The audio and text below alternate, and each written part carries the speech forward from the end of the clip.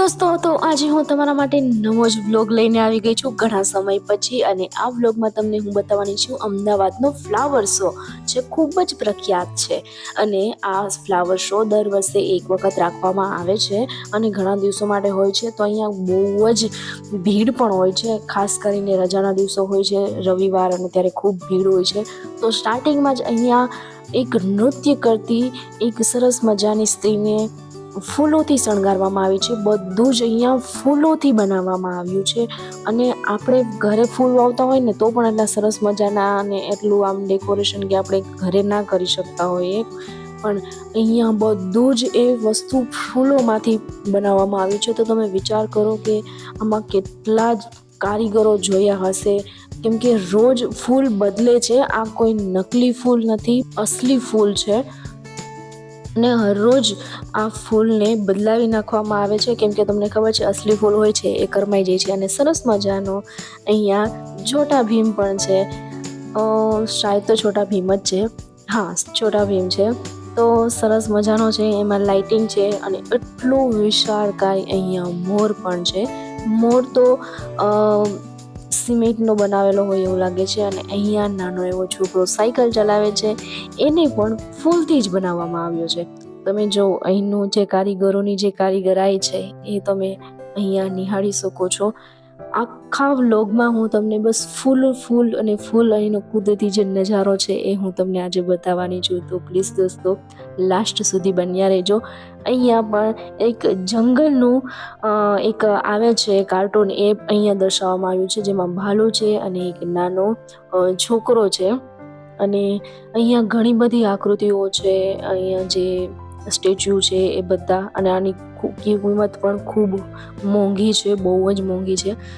અને પ્લાસ્ટિક છે, કાચ છે, લોખંડની આ બધી પ્રતિમા સ્ટેચ્યુ બનાવવામાં આવે છે, જે અહીંયા રાખવામાં આવ્યા છે.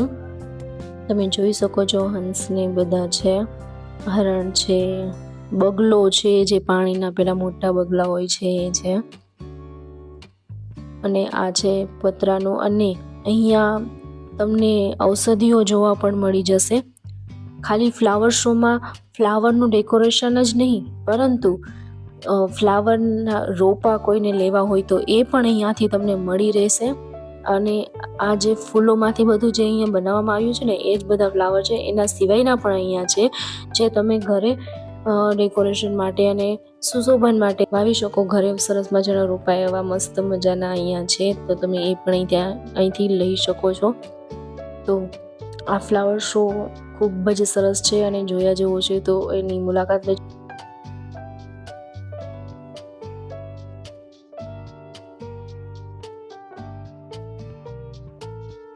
જો અહીંયા એ બધા માટેનું ખાતર છે, જે ઓઇલ છે, એમાં જે કંઈ નાખવાનું આવતું હોય છે એ પણ છે. અહીંયા બધા માર્બલની જે ગેંડીઓ છે, પછી કુંડા છે, એ બધું મળી રહેશે. એની સરદાર વલ્લભભાઈ પટેલનું છે અહીંયા આખું બનાવેલું છે ચિત્ર, એ પણ ફૂલોથી બનાવેલું છે. પાછળ મારી લાઇટ આવતી હશે તો બહુ તમને ચોખ્ખું દેખાશે નહીં, એટલે મારે બેક કેમેરો કરીને તમને બતાવવું પડશે. જો આમાં પણ સરસ મજાની લાઇટ ગોઠવેલી છે ઝાડમાં, અને બધા ફોટો સેશન અત્યારે અહીંયા કરી રહ્યા છે, કેમ કે ફોટો મસ્ત આવે છે. પાછળ ઝાડમાં લાઇટ છે એટલા માટે. તો હું કેમ બહાર કરી જાઉં, હું પણ ફોટો તો પાડીશ જ. એટલે હું અને મારો માસીનો છોકરો, અમે બંને બેનભાઈ આવ્યા છીએ આજે અહીંયા ફ્લાવર શો જોવા માટે અમદાવાદ, કેમ કે હવે હું અમદાવાદમાં છું અને આજે પહેલી વખત હું આ ફ્લાવર શો જોવા આવી છું. અહીંયા ભગવાનની પ્રતિમા રાખવામાં આવી છે, સરસ મજાની ફૂલોથી બનાવવામાં આવી છે. જો, અને બે બાળકીઓ પુસ્તક વાંચતી હોય એવું બતાવવામાં આવ્યું છે. જે લોકો અહીંયા જોવા નથી પહોંચી શક્યા એ બ્લોગમાં જોઈ લેજો અમદાવાદનો ફ્લાવર શો.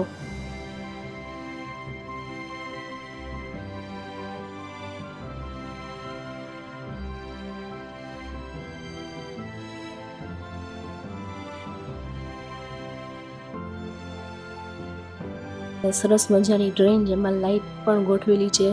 જે દરવાજા બારી હોય છે ત્યાં લાઇટ જો લબક જબક થાય છે. તો સરસ મજાનું છે. અહીંયા બધી રંગોળીઓ છે, જ્યાં બધા વચ્ચોવચ્ચ ઊભી અને ફોટા પાડે છે. અને હવે આપણે જઈશું અંદરની સાઈડ, જ્યાં સરસ મજાનું લાઇટિંગ સાથે મસ્ત મજાનું ડેકોરેશન છે ફૂલોનું. અને ત્યાં જોવા જઈએ તો ચલો અહીંયા પણ બધા ફોટા પાડે છે. ગુજરાતીઓ હોય કે પછી કોઈ પણ હોય, સારી જગ્યા મળે એટલે ફોટો તો પાડવો જ પડે. ફોટો પાડ્યા વગર તો ચાલે જ નહીં. મને પણ બહુ શોખ છે ફોટાનો, પણ સાથે કોઈ હોય ફોટો સારા પાડે તો હોય એવા, તો ફોટો પાડવાની બહુ મજા આવે. મને ફોટા પાડવાનો તો બહુ શોખ છે, પણ મને એટલા પાડતા સારા આવડતા નથી. હા, મને પોઝ આપતા જરૂર આવડે. અહીંયા પણ જો સરસ મજાનો ફૂલો છે અને સરસ મજાના ફુવારા છે, મસ્ત મજાની કલરની રંગબેરંગી તિતલીઓ છે. ફૂલ હોય ત્યાં તિતલી તો હોય જ. તો અહીંયા લાઇટથી તિતલીઓ બનાવી આપવામાં આવી છે. સો ફ્રેન્ડ્સ, આખા વ્લોગમાં તમને જોવા મળશે આ નજારો ફૂલોનો. અને અહીંયા આડા દિવસે તમે જ્યારે આવો રિવરફ્રન્ટ, તો અહીંયા બધા ફૂલોને અહીંયા રાખવામાં આવે છે અંદર, અને એ જોવા માટે તમારે અલગથી ટિકિટ પણ લેવી પડે છે.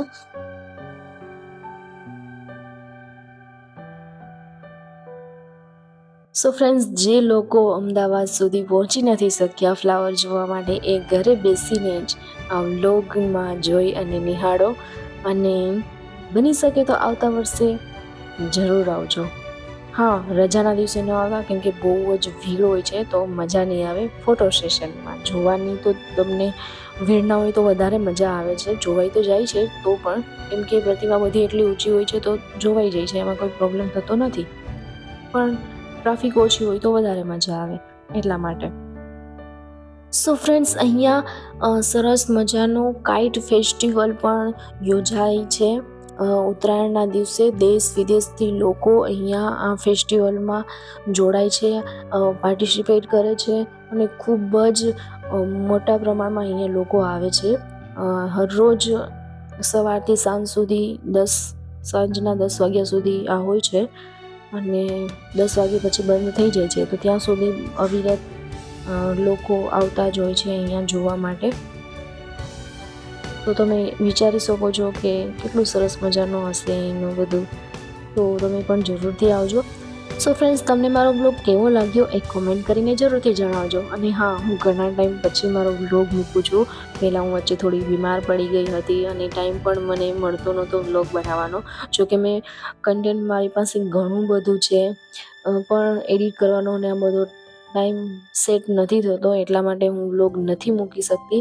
પણ આજે હું ફ્લાવર શો જોવા આવી હતી, તો મેં વિચાર્યું કે નહીં, હું દર્શકોને આ ફ્લાવર શો તો જરૂરથી બતાવીશ. એટલે થોડો ટાઈમ કાઢી અને મેં વિડીયો બનાવ્યો છે.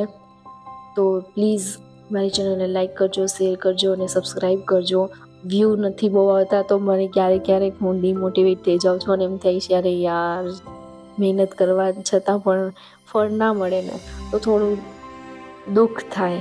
તો વચ્ચે મેં થોડુંક ડ્રોપ લઈ લીધું હતું અને હું વિડીયોઝ મૂકતી જ નહોતી. પણ તો એમ અંદરથી એમ થાય કે નહીં યાર, બનાવવા છે. તો હું ઘણા બધા મેં કન્ટેન્ટ રાખ્યા પણ છે, વ્લોગ બનાવેલા પણ છે, પણ બસ એડિટ કરવાનો ટાઈમ નથી મળતો. જેમ મને ટાઈમ મળશે હું એમ બધું સેટ કરી, અને હા, સમયમાં થોડું આગળ પાછળ થશે, પણ હું બ્લોગ જરૂરથી મૂકીશ. અને આજે મારું ગળું બહુ જ દુખે છે, બોલાતું નથી, પણ છતાં મેં વિચાર્યું કે હું પણ કાંઈક ફેસ્ટિવલ જોવા ગઈ નથી, તો હું જોઈ આવું. અને બીજું એ કે ઘણા ટાઈમથી મેં બ્લોગ પણ નહોતો મૂક્યો, તો એક નવું કન્ટેન્ટ પણ બની જશે, બ્લોગ પણ મૂકી શકું.